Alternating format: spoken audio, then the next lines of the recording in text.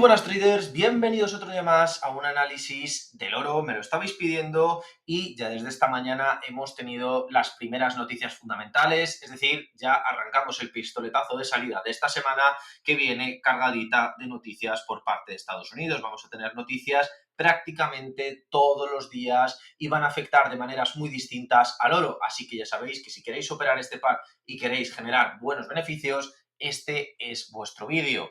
Lo primero de todo, como siempre, recordaros que me podéis seguir en TradingView, me podéis seguir en YouTube y, por supuesto, me podéis seguir en mi canal de Telegram, que lo tenéis en la descripción del vídeo. Dicho esto, comenzamos. Bien, lo primero de todo, hoy martes las noticias van a faltar todavía un poquito de tiempo para que salgan y en este caso tenemos dos noticias pues de calado pequeño, un calado menor que viene bien en este caso, ¿no? Para enfrentar esta semana. Tenemos ventas minoristas subyacentes y ventas minoristas en general. En este caso, fijaros que las ventas minoristas subyacentes, que son pues ventas minoristas de particulares, la tienda que por ejemplo vosotros tenéis en vuestro barrio, pues en este caso van prácticamente igual que el mes anterior. Solidez del mercado americano, una buena noticia en este caso, aunque sea pequeña, pero favorable al dólar. Por otro lado, tenemos las ventas minoristas, que al contrario que el mes anterior, que ni subían ni bajaban, subirían hasta en 3 décimas. Por lo tanto, se termina de consolidar que el sector minorista, por lo menos en Estados Unidos, va bien. Esto, pues, ¿cómo puede afectar al oro? Pues al oro le puede afectar pues de una manera realmente pequeña. No va a tener un gran movimiento, pero en todo caso mantendría la estabilidad del dólar en el corto plazo.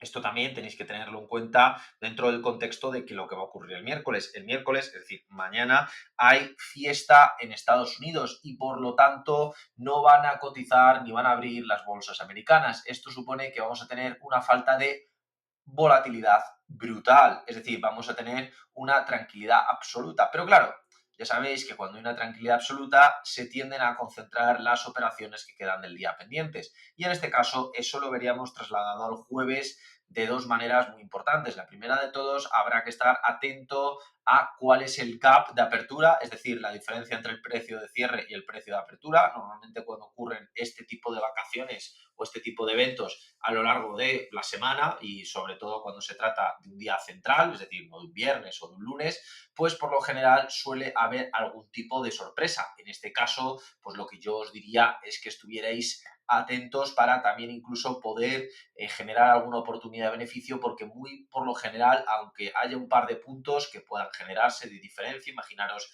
que está ahora mismo el precio actual a 2.312 y abre en 2.314, pues esos dos puntos de diferencia o lo que viene siendo esos 20 pips, por lo general tienden a cerrarse, es decir, que tiende a complementarse el gap en términos intersemanales. Por lo tanto, casi son 20 pips que podéis generar de beneficio. Yo ahí os dejo el primer consejo que os podría dar. Por otro lado, también deciros que el jueves tenemos peticiones de subsidios de empleo, índice de manufacturero de la FED de Filadelfia y por lo tanto, pues esas noticias que veremos al mediodía, primero se sumarán al exceso de volatilidad que vamos a tener debido a la apertura de Estados Unidos, porque lleva un día cerrado, y por otro lado, fijaros que las peticiones de subsidio por desempleo caen. Sí, sí, caen. Entonces, claro, si hemos tenido la semana pasada unos datos de nóminas no agrícolas bastante buenos y por otro lado hoy caen, bueno, el jueves caen las peticiones de subsidio por desempleo, seguimos en la estela de que la Reserva Federal no tiene ninguna prisa para bajar los tipos de interés. De hecho, Europa hoy, ¿qué es lo que hemos visto? Pues hemos visto un IPC al alza, un rebote de la inflación, incluso aun cuando no habían bajado los tipos de interés, porque recordaros que estos datos de inflación son del mes de mayo y y en este caso el Banco Central Europeo los ha bajado en el mes de junio. Habrá que ver cómo evoluciona, pero tenemos que estar atentos a que incluso también pudiera haber un pico de rebote, en este caso, de la inflación en Estados Unidos. Por lo tanto, eso incluso podría alejar la bajada de tipos de interés del mes de septiembre, pues casi os diría con una práctica totalidad. Por lo tanto, en todo caso, lo que vamos a tener ahí es unos datos muy buenos de empleo de Estados Unidos y también un rebote del índice manufacturero de la FED de Filadelfia. Esto, pues, ¿cómo se traduce? Esto se traduce en un aumento de la valoración del dólar y, por lo tanto, una disminución del precio del oro, aunque con la pequeña salvedad de que al aumentar el índice manufacturero de la FED de Filadelfia, ligeramente subiría un poco el oro porque ya sabéis que tiene siempre un componente industrial. Por lo tanto, quedaría ligeramente moderado. Es decir, que muy probablemente entre lo que veamos martes, miércoles, jueves, veamos que el oro sigue dentro de la lateralización, que sigue dentro de un rango, sigue dentro de los 2.330, 2.310, dentro de esos 200 pips que se mueve habitualmente, ¿no? Ya sabéis que el oro, pues sus rangos laterales, pues también son de muchos pips.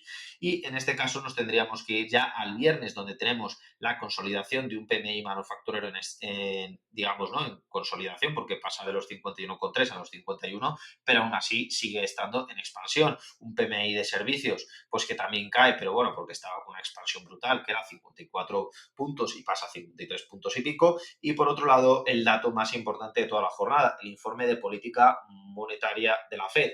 Claro, esto ocurre justo 2 horas antes, 3 horas antes de que cierre el mercado en Estados Unidos. Y claro, como os podréis imaginar, pues toda la volatilidad concentrada que pueda haber durante esa hora puede ser brutal, pero probablemente yo creo que ya se traslade al lunes, por lo tanto, eso ya nos daría espacio para verlo en el directo del fin de semana. Aún así, como os podréis imaginar, en este caso, pues vamos a tener un movimiento importante en ambas direcciones, probablemente con el oro, en función de lo que diga ese informe de política monetaria.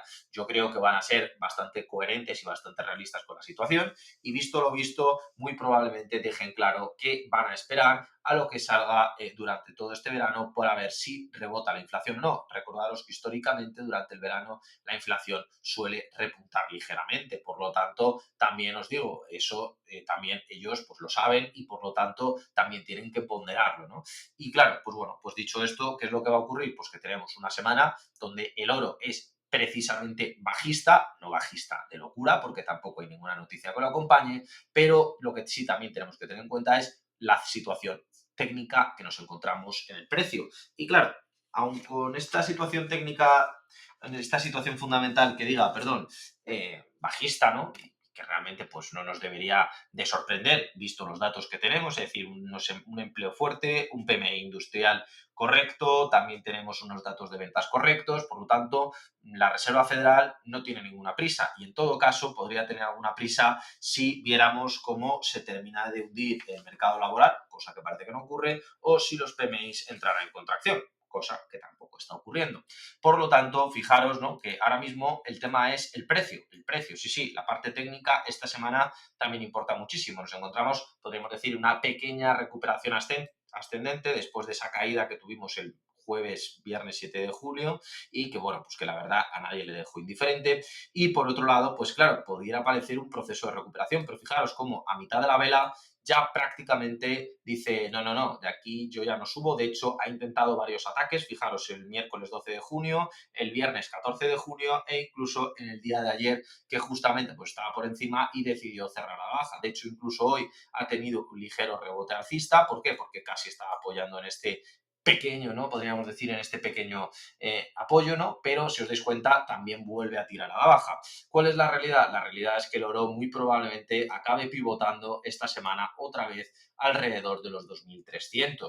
Si termina de romper con fuerza entre mañana y pasado, es decir, entre hoy, que tenemos, bueno, entre mañana y pasado, sí, por supuesto, también, si hoy se mueve a lo largo de este rango, por supuesto, y vuelve a apoyar en esta zona o termina de romper, muy probablemente el jueves terminemos de ver cómo llega a los 2.300. ¿Que termina hoy de apoyar aquí? Pues durante el miércoles, que ya os digo, son vacaciones en Estados Unidos, ni se os ocurra operar, y el jueves volvemos a intentar buscar ataques a esta zona, es decir, todo lo que pueda ir recuperando, es decir, todo lo que pueda ir llevándonos a la zona de los 2.325, 2.330, son precisamente posiciones que deberíamos de ir buscando primero una venta parcial en lo que viene siendo esta directriz y una venta total alrededor de los 2.300.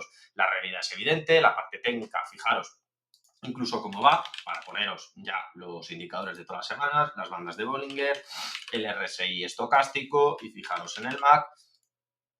Y fijaros lo que tenemos por aquí. Parece que hay un ligero aumento, pero fijaros, es que se quiere cruzar varias veces. De hecho, aunque podamos decir, bueno, árbitros, falta, no, no, fijaros que se ha cruzado las últimas dos veces, fuera de lo que viene siendo lo que es la zona, ¿no?, de sobrecompra o sobreventa. Y luego tenemos un MAC que, si bien es cierto, tiene muchísimas debilidades y muchísimos agujeros entre medias, todo se produce por el efecto de esta vela, que altera pues significativamente la caída estadística. De hecho, fijaros que incluso esta vela, que debería de ser una venta fortísima, apenas, pues prácticamente tiene relevancia, ¿no? Apenas tiene ese movimiento. Y luego también pensar, por otro lado, que la media de Bollinger coincide con esta parte superior, es decir, va a ser una resistencia realmente difícil de romper. Por lo tanto, a más suba, podéis ir probando distintas ventas. De hecho, ahora mismo podéis ir jugando con la directriz de los 2311 para hacer scalping, pero sobre todo con el ojo puesto en los 2300 como zona extraordinaria o para comprar o, si estáis en ventas, para salir de esas ventas. Con esto me despido, espero que os haya utilidad el vídeo, ya sabéis que me podéis seguir en todas mis redes, las tenéis en la descripción del vídeo, ya sabéis, Telegram, YouTube y también, por supuesto, TradingView, y nos vemos en próximos análisis. Un saludo y hasta la próxima.